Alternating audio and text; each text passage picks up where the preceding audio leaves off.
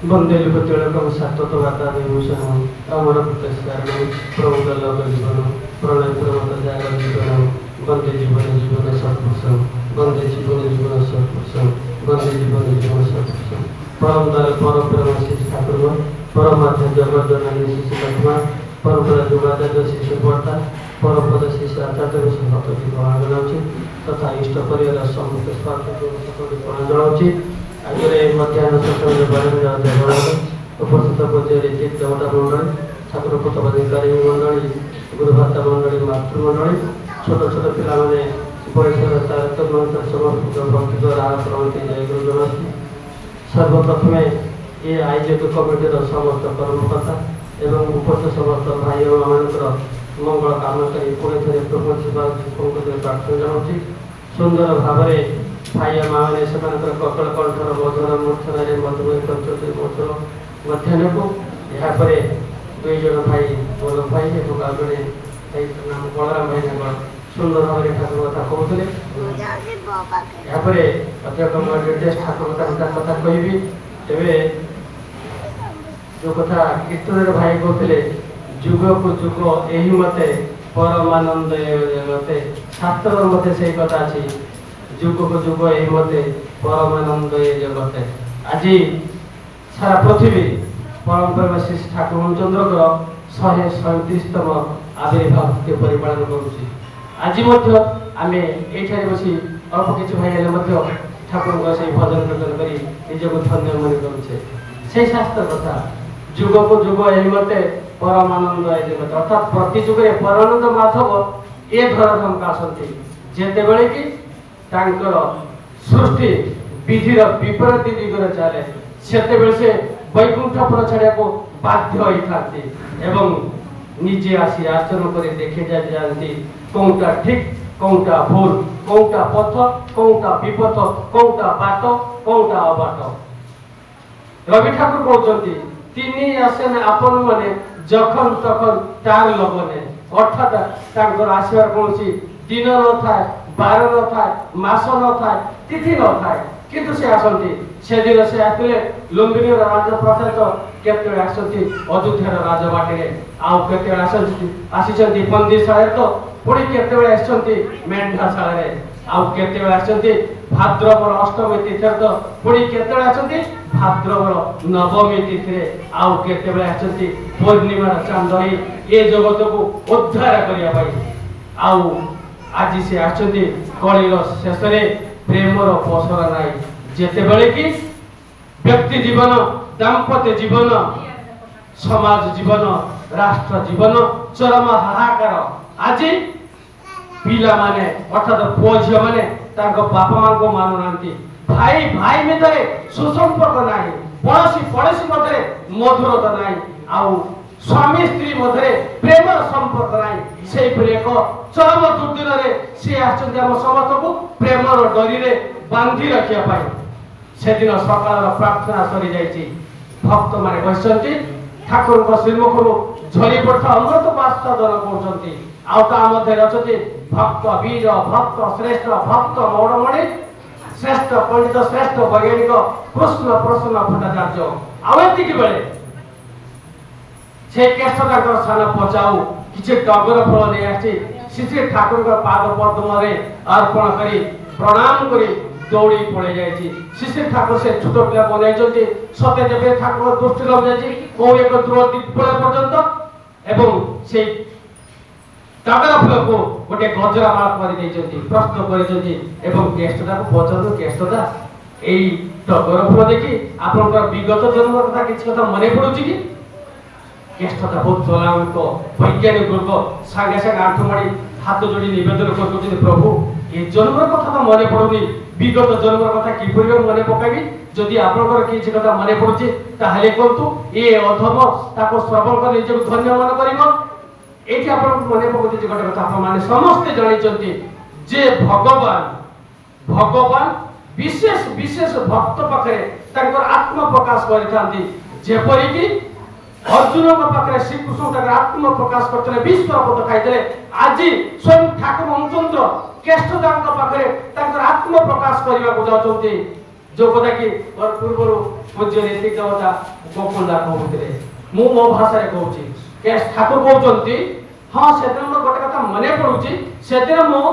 सरज नदी कूल बसी मोर पाद दुईटा को सरज दिगक लंबे देते से सरज नदर पानी मो पाद को चुमी चुमी जाऊला आउ जते से सरज नदर स्नान से उठी आसे मो प्रियतमा पत्नी एवं अनुज कौन नाम नहीं ना कौन मोर प्रियतमा पत्नी एवं अनुज से सरज नदी कूल टगर बनर टगर फोटो आनी मो पाद पद्म रखी प्रणाम निवेदन होते अर्थात से इशारा दे जाउछन्ती से त्रेता जुगर प्रभु रामचंद्र परी तापरे केष्टदा पचते ठाकुर आ किछि कथा मने पडुछि कि सेते ठाकुर कहउछि हम आ गोटे मन कथा मने पडुछि सेदिन मु जरासवर भयरे सियाली लता वन भितरे परि बोलुथिले एवं सियाली लतारे धूଳି धूଳି करी खेलुथिले आ जरासवर मोर पादको कृष्ण सारा मोरकर तीर कर्ण भाबी तीरबिद्ध करथिला आ से तीर राशि मोर डाहण पादरे बाथिला देखो केष्टदा मो से डाहण पादरे तीर चिन्ह अछि कि ना केते जन को भाग्य जुटे प्रभु कर पादरे हाथ द पाई से दिन से सुजोग पाइतला नाउरी रो नाविक जते बेले प्रभु रामचंद्र माता जानकी आ अनुज लक्ष्मण गंगा नदी पार ह पाई आसी गंगा नदी तटरे पहुंचले सेते नाविक प्रथमे प्रभु को पाद को पखार करितला तक पाद को पानी पितरा गामुछरे प्रभु को पाद को पोछि देइतला तापरे ना परे बसितला आज से सुजोग पाइ जति भक्त वीर भक्त श्रेष्ठ भक्त मणमणि श्रेष्ठ शिक्षा श्रेष्ठ पंडित श्रेष्ठ वैज्ञानिक प्रश्न भट्टाचार्य तन्न करी देखुछन्ति ठाकुर पद को एवं देखुछन्ति द्वापर जुगरे बाजिथिबा से तीर चिन्ह आज ठाकुर डाहण पदरे एक मांस पिंड रहिरछि कांदी कांदी कांदी कांदी कांदी कांदी ठाकुर पद को भक्त करेछन्ति केष्टदा एवं पचार ठाकुर आ किछि कथा मने पडुछि कि सेते ठाकुर कहउछन्ति हम मोर आ गोटे कथा मने पडुछि सूर्यास्त समय सेदिन सूर्यास्त समय सूर्य देवता अस्ताचल शिखर दंडायमान मो सप्त घेरा पहाड़ मध्य बसताय खदा को प्रार्थना करताय खदा आउ मु आउ खदा खदा आउ मु आउ खदा एकाकार हे जाउथाउ अर्थात से इशारा दे जाउछन्ति से होछन से खदा ताला हजरत मोहम्मद बोली तापरे केष्टदा पचारछन्ति ठाकुर आउ किछ कथा मने पडुछि कि सेते ठाकुर कहउछन्ति हमर आ गोटे कथा मने पडुछि आउ एक कथा को परम पूजा पर्दा को से पढ़ा जायतिला परम पूजा शिशिर पर्दा अंडरलाइन करिया को कहिदेले बोली मु जणे रीतिक देव काम करथि कथाटा कोन ना से तो ठाकुर कहउछन्ति जे ठाकुर कहउछन्ति मु सेदिन आसुथिले बेथेल हाबुर जेरुजेलम अर्थात चारियाडे पूर्णम चंद्र बिछुट होई पड़िथाय आ से अंक बंक रास्ता रे मुझे आसुथाय সেই অঙ্ক বঙ্ক রাস্তা থেকে গছগুড়িক নই যাওতায় সতে যেপরি সেই গছর ছাইগুড়িক সেই অঙ্ক বঙ্ক রাস্তায় মো সহিত লুচকারি খেল খেলুথাନ୍ତି অর্থাৎ সে ইশারা দেই যাউଛନ୍ତି সি হতু সে প্রেমর অবতার প্রভু যিশু বলি আজি সে আসছন্তি কলির শেষরে আম মানকৰ ভাঙিদার সংসারକୁ जोड़ी দেয়া পাই উজুড়ি দেইଥିବା সংসারକୁ সজাড়ি দেয়া পাই সেথিপাই দরকার কিন্তু তাঙ্কর मंत्र शिष्य हवा दीक्षा ग्रहण नाम मनन करने जो कथा पूर्व वक्ता मतलब कही जाए ग्रहण कर सपना मनन कर सत्संग रास्ता ग्रहण करने पड़ो आउर अनुशासन अर्थात जजन जाजन इष्ट बुद्धि को परिपालन करने को काटे काटे ए संबंध से ठाकुर बेला पाखे उपस्थापन कर ठाकुर बम्बे चीफ इंजीनियर कृष्ण चंद्र देसाई आसी ठाकुर को प्रणाम कर बसते एवं कहते ठाकुर आध्यात्मिक माने आध्यात्मिक मार्ग साधना सिद्धि लाभ निमित्त भारत वर्षर बहु संत साधक सिद्ध पुरुष मान पाक जाइछि सेमान सहित आलाप आलोचना करिछि एवं एपरिक गिरि गुंफार तपस्या करथुवा मुनि ऋषि मान सहित मो साक्षात करिछि सेमाने जो साधन पद्धति बतैछन्ति ताहा अत्यंत क्लेशपूर्ण कष्टदायक एवं समय सापेक्ष मात्र किंतु मु आपन आश्रम रे आसी भिन्न किछि देखुछि एठारे समस्ते सांसारिक समस्ते विवाहित पिला छुआ नै घर एका पाखे रहउछन्ति धला धोती हाथ गोटा पंजाबी पिंधिछन्ति आखिरे कला चश्मा हाथ रे घंटा आंगुठी रे सोना मुदी पिंधछि এবং জৈব উপরে ভুলি বসছে। পালনীয় বিষয় হচ্ছে কেবল যজন যাজন ইষ্টভূতি। ঠাকুর এই তিনোটি দৃশ্য পরিপালন করে মଣିষ যখন ঈশ্বর তো প্রাপ্তি হব সেତେବେଳେ ଶିଷ୍ୟ ଠାକୁର ଗମ୍ଭୀର ହୋଇଯାଇଛନ୍ତି। ତାଙ୍କ ମୁଖମଣ୍ଡଳ ବିଜୁଳି ଝଲସି ଉଠୁଛି। ଠାକୁର କହୁଛନ୍ତି ମଣି ଏସବୁ ସାଧନ ପଦ୍ଧତି ଯখন ଚଳିଥିଲ, ଯখন ମନୁଷ୍ୟ ଖାଣ୍ଟି ଜିନିଷ କ୍ଷେତ ବର୍ତ୍ତମାନ ସବୁ ଭେଜାଲ ହେଇଯାଇଛି। ଆଉ ମଣିଷ ଶରୀରରେ ଖାଦ୍ୟାଭାବ ଦେଖାଯାଇଛି। ଆଉ ଏଇ ଖାଦ୍ୟାଭାବକୁ ପୂରଣ କରିବା ପାଇଁ medical science vitamin A, vitamin B, vitamin C ପ୍ରସ୍ତୁତ କରିଛି। ଆଉ ମୋ ସମାଜ ପରିସ୍ଥିତିକୁ ଅନୁଧ୍ୟାନ କରି ଏବଂ ସମସ୍ତ ବେଦ ଶାସ୍ତ୍ର ପୁରାଣକୁ ମନ୍ଥନ କରି এই ভিটামিন রূপ ক্যাপসুল যজন যাজন ইষ্টভূতি প্রদান করছে। এহাকে যদি জনে নিষ্ঠা সহকারে পরিপালন করে তবে ঈশ্বর প্রাপ্তি সম্ভব, ঈশ্বর প্রাপ্তি সম্ভব, ঈশ্বর প্রাপ্তি সম্ভব। প্রকৃতরে ঠাকুরଙ୍କର এই অনুশাসন সতে যেপরি সাহারা মরুভূমিরে মরুদ্যান সদৃশ শান্ত শীতল বিশ্রাম স্থল বা আশ্রয় স্থলী ଏହାକୁ ଯେ ନିଷ୍ଠା ସହକାରେ ପରିପାଳନ କରିଛି। କେତେ ଜୀବନ ଯେ ଉଦ୍ଧାର ପାଇଛି ତାର ଇୟତ ନାହିଁ। କେତେ ଆସିଛନ୍ତି ଠାକୁର ପାଖକୁ, କେତେ ପାପୀ, କେତେ ତାପୀ, କେତେ ମଦ୍ୟପ, କେତେ ଦୁଷ୍ଟ, କେତେ ଲମ୍ପଟ, କେତେ ବେଶେଷ, କେତେ ଚୋର, କେତେ ଡକାୟତ ସମସ୍ତେ ଦେବୋପମ ମଣିଷରେ ପରିଣତ ହୋଇଯାଇଛନ୍ତି। ତାର ଇୟତ ନାହିଁ। ଏ ସମ୍ବନ୍ଧିତ ଆଉ ଗୋଟେ ଠାକୁର ଦିବ୍ୟଲୀଳା ମୁଁ ଆପଣଙ୍କ ପାଖରେ କହିବାକୁ ଯାଉଛି। ସେଦିନ ସକାଳର ପ୍ରାର୍ଥନା ସରିଯାଇଛି। ଠାକୁରଙ୍କ ବସିଛନ୍ତି, ଭକ୍ତମାନେ ଠାକୁରଙ୍କ ମୁହଁରୁ ଭରି ରଖା ଅମୃତକୁ ଆସ୍ୱାଦନ କରୁଛନ୍ତି ଏବଂ ଆସିଛନ୍ତି ନିବାରଣ ସାହା। ଠାକୁର ପ୍ରଣାମ ନିବେଦନ କରି କହୁଛନ୍ତି ঠাকুর আমাকে সবাই বলে যে তুই তো সবসময় ঠাকুর ঠাকুর হচ্ছে, তোর ঠাকুর কি মিরাকেল বলতো? ঠাকুর বলে তুই কি বললি? না আমি কি বলবো, আমি তো আপনার মিরাকেল কিছু দেখতেই পাচ্ছি না। ঠাকুর বলে তুই সব হলো আমার মিরাকেল। আশ্চর্য হয়েছে নিবারণ সাহা। ঠাকুর বল বল বল তুই কি ছিলি, কি হলো বল। ଏହାପରେ ନିବାରଣ ସାହା ଆରମ୍ଭ କରିଛନ୍ତି ତାଙ୍କର ଜୀବନର କାହାଣୀ। ନିବାରଣ ସାହା କହୁଛନ୍ତି ଠାକୁର ମୁଁ ଜଣେ ଡ୍ରାଇଭର ଥିଲି ଏବଂ ଡ୍ରାଇଭିଂ କରି ଯାହା ଦୁଇ ପଇସା ରୋଜଗାର କରେ ସେଥିରେ ମୋ ପରିବାରକୁ ଚଳାଉଥାଏ। ଆଉ ମୋ ମାଲିକଟା ବହୁତ ଭଲ ଲୋକ। ମୁଁ ଯେତେବେଳେ ଗାଡ଼ିରୁ ଓହ୍ଲାଏ ସନ୍ଧ୍ୟା ସମୟରେ ମୋ ମାଲିକ ମୋତେ ପୁଳା ପୁଳା ଟଙ୍କା ଦିଅନ୍ତି। ଆଉ ମୁଁ ଯେତେବେଳେ ଘରକୁ ଫେରେ ବାଟରେ ମଦ ଦୋକାନ ପଡ଼େ। ଆଉ ମୁଁ ପେଟେ ମଦ ପିଇ ଘରକୁ ଫେରେ ଏବଂ ଘରେ ଆସି ସ୍ତ୍ରୀ ଛୁଆ ପିଲାକୁ ପିଟା ମାରା କରେ। ତେଣୁ ଅଧିକାଂଶ ଦିନ ମୋ ପିଲାମାନଙ୍କ ମୁଁ ପ୍ରଦର୍ଶନ ମୁଁ କରିପାରେ ନାହିଁ। ଠାକୁର ତାପରେ କଣ ହେଲା ନା ଦିନେ ମୁଁ ଏମିତି ମଦ ପାଇଁ ଗାଡ଼ି ଚଲାଉଥିଲି, ଗୋଟେ ଲୋକକୁ ମର୍ଡର କରିଦେଲି। ଠାକୁର କହିଲେ ତୁ ତ ଜେଲ ଯିବା କଥା। ଠାକୁର ମୁଁ ଜେଲ ଯାଇଥିଲି କିନ୍ତୁ ମୋ ମାଲିକଟା ବହୁତ ଭଲ ଲୋକ। ସିଏ ପୁଳା ପୁଳା ପଇସା ଖର୍ଚ୍ଚ କରି ସାକ୍ଷୀମାନଙ୍କ ମୁହଁ ବନ୍ଦ କରିଦେଲା ଏବଂ ମୁଁ ନିର୍ଦ୍ଦୋଷର ଖଲାସ ହେଇଗଲି। ହେଲେ ଠାକୁର ମୋ ମାଲିକ ମତେ ଆଉ ଗାଡ଼ି ଚଲେଇବାକୁ ଦେଲାନି କିମ୍ବା ଆଉ କୌଣସି ମାଲିକ ମତେ ଗାଡ଼ି ଚଲେଇବାକୁ ଦେଲେ ନାହିଁ। ଠାକୁର କହିଲେ ତୁ ସଂସାର ଚଲେଇବା କେମିତି? ଠାକୁର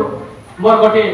ଭଙ୍ଗା ରିକ୍ସା ଥିଲା, ତାକୁ ଛାଡ଼ି ଛୁଡ଼ି ଦେଇ ମୁଁ ଷ୍ଟାଣ୍ଡକୁ ଯାଏ, ଭାବେ ସେ ତ ଦୁଇ ପଇସା ରୋଜଗାର ହେବ ଏବଂ ମୋ ପିଲା ଛୁଆକୁ ପ୍ରତିପୋଷଣ କରିବି। କିନ୍ତୁ ମୋ ରିକ୍ସାରେ କେହି ବସନ୍ତି ନାହିଁ, ସମସ୍ତେ କୋଉଠି ମଦୁଆଟା ଇଏ ମର୍ଡରଟା, ରିକ୍ସାରେ ଗଲେ ଇଏ ମର୍ଡର କରିଦେବ।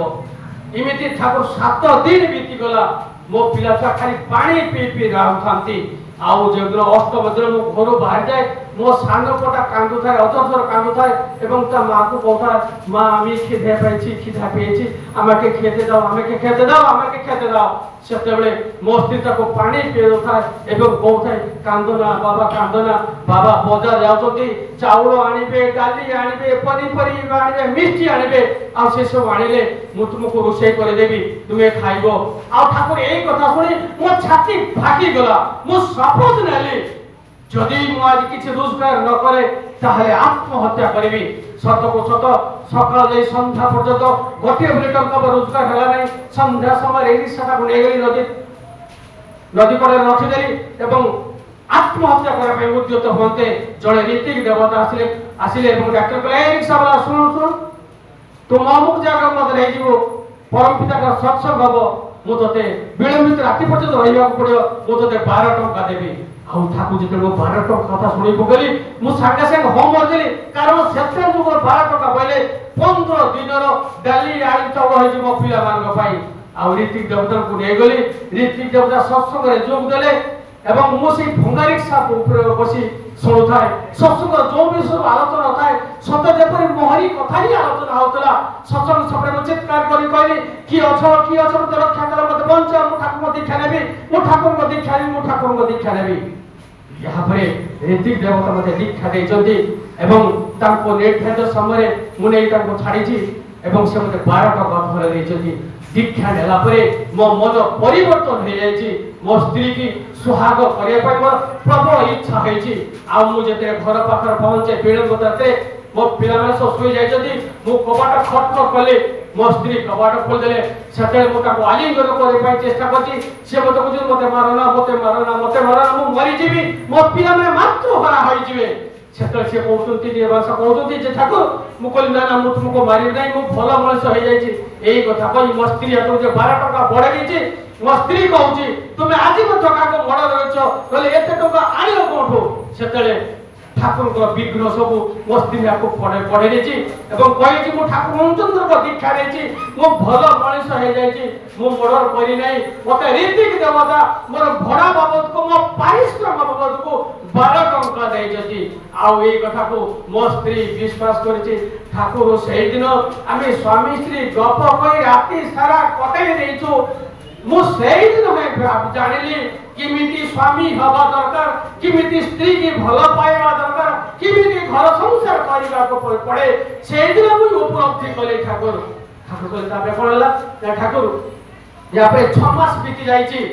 6 मास परे जेतले मु आसी छी आपन को दर्शन करिया पई दर्शन करे प्रणाम करेची सेतबे आपन दया करी मते रीति देवता पांजा धरा देइचंती सेतबे मु आपन को निवेदन करी कहिची ठाकुर मु गोटे खुनी आसे मु गोटे मर्डरटा मोटे रीति पांजा धरे देउचंती मो कथा किए सुनि मो पाखु किए दीक्षा देबो सेते आपन मोर मते कहितले रास्ता रे कहबो बाटे रे कहबो घाटे रे कहबो गाय की कहबो गोरु को कहबो कुकुर को कहबो छेड़ी की कहबो मेंढा को कहबो जहा को करियो ता को मो कथा कहि जाइबो ठाकुर कहले तापरे कोनला ना एही परि मु कहि चली छोड़े ओथे दीक्षा नले ठाकुर कहले एबे ना एबे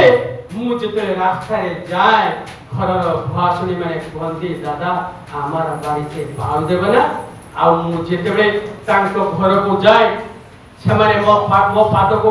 छदी पणे रे खुदियंती पाद को पानी पियंती एवं मते भूरी भोजन करी खाइबा दियंती आ मु जते तांको घर फेरी आसे से माने मते पूरा टंका दियंती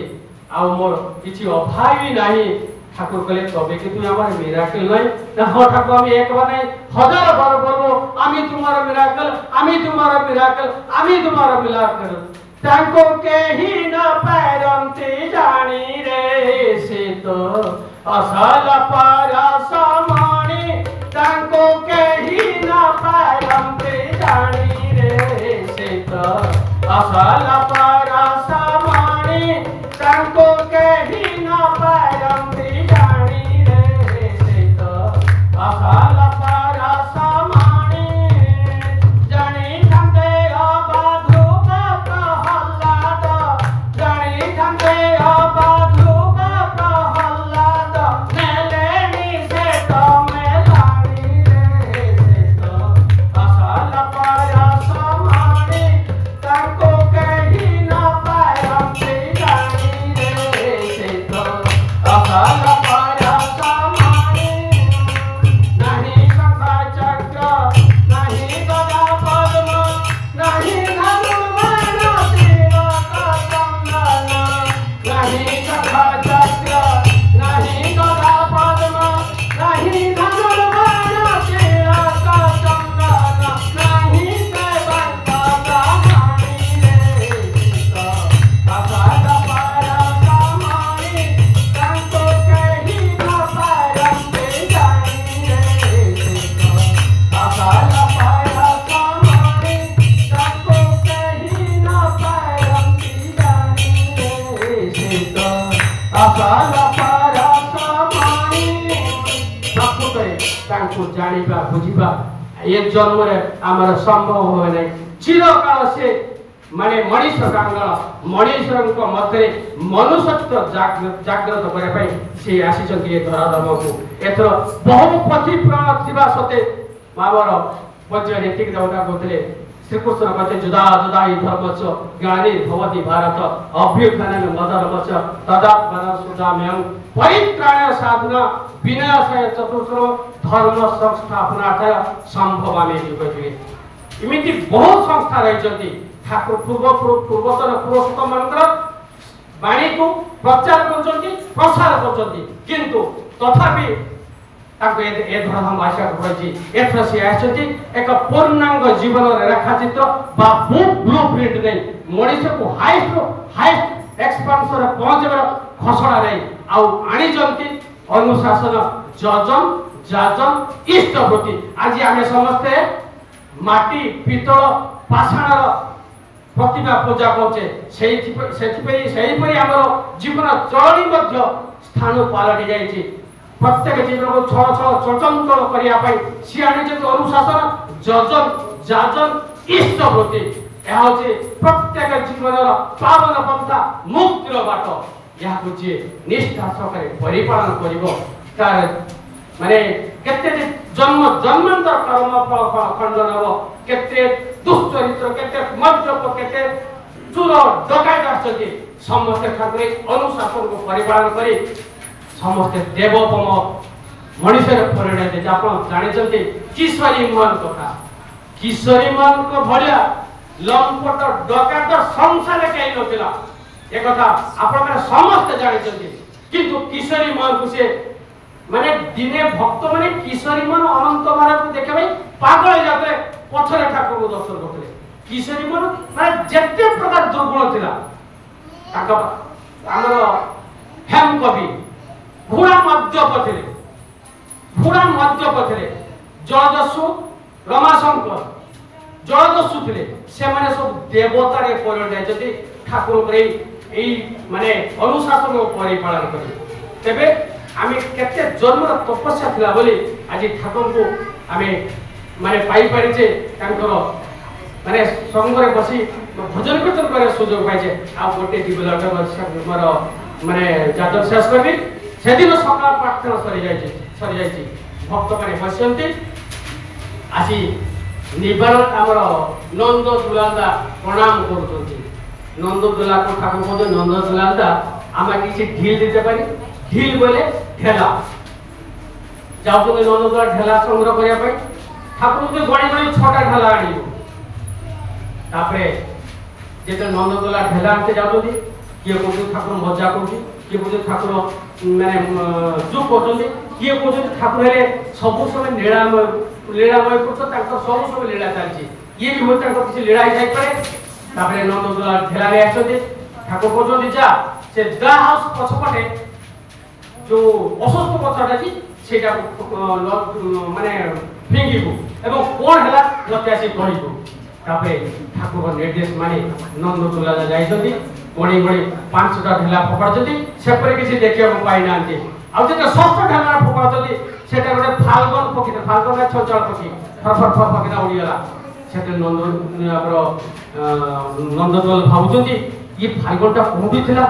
ए पांचटा ढेला फपाडिली वाडे किछि शब्द दोनटा षष्ठ ढेला फपाडेला परे से उड़ी गला तापरे नंद दुलाल देखुछथि जे से फाल्गनटा ए उड़ी गला परे गछ कोड़ गोटे मा पक्षी थिला एपट सब चाहला उड़ी गला तापरे नंद दुलाल आसी प्रणाम कर ठाकुर बसिले ठाकुर कहले की देखले ना ठाकुर आपन निर्देश पदा पांचटी ढेला फोड़ले किछि देखा को पाइले ने आ जे षष्ठ ढेला फोड़ले से फाल्गन फुटा कोडला फरफर केला उड़ी गला ठाकुर कहले तापरे केला ना तापरे गोटे मा पक्षीटे से गछ कोड़ बायासी उड़ी गला ठाकुर गोटे दीर्घ श्वास पकाइले सेतबेले घेरी गले भक्त माने प्रश्न परे प्रश्न प्रश्न परे प्रश्न प्रश्न परे प्रश्न पाणा मारि जाय श्री ठाकुर चंद्र को समस्त भक्त मान प्रश्न उत्तर श्री ठाकुर कहउतंती सकाळ प्रभु एई फाल्गन पकासी से असस्त कथा डेरा पकाइछि उद्देश्य से मा पक्र किछि साधक पक्षी थिला से मा पक्षीटा खाद्य अनुसार बाहर गेला परे ता पिला से सब खाइ जीवो तेउ से फाल्गन पक्षीटा कातर भारे काम डाकुला हे परम दयाल हे परम पिता हे ईश्वर मो पिलामन को ए फाल्गन को कबल रक्षा कर कि कातर से प्रार्थना कि भक्ति थिला से प्रार्थना मो छातीर अंतर को विदीर्ण करि दोतला से दिन जे परे व्याध कबल रे पड़े ମାନେ ମୁର୍ଗୁଣି ଭଗବାନଙ୍କୁ ଡାକିଥିଲା ଗଜ କୁମ୍ଭୀର କବଳରେ ପଡ଼ି ଭଗବାନଙ୍କୁ ଡାକିଥିଲା ଏବଂ ଭଗବାନ ତାକୁ ରଖିଥିଲେ। ଘର ବନେ ମୁର୍ଗୁଣି କି ପଡ଼ିଥିଲା କଷଣ ଭାରି ପଡ଼ିଥିଲା କଷଣ ଏଡ଼େ ବଡ଼ ବିପଦେରୁ ଉଦ୍ଧାରିଲା ଆପଣ ଆରେ ନିରାଶଇର ପଗରାଜ ଚିନ୍ତା କଲ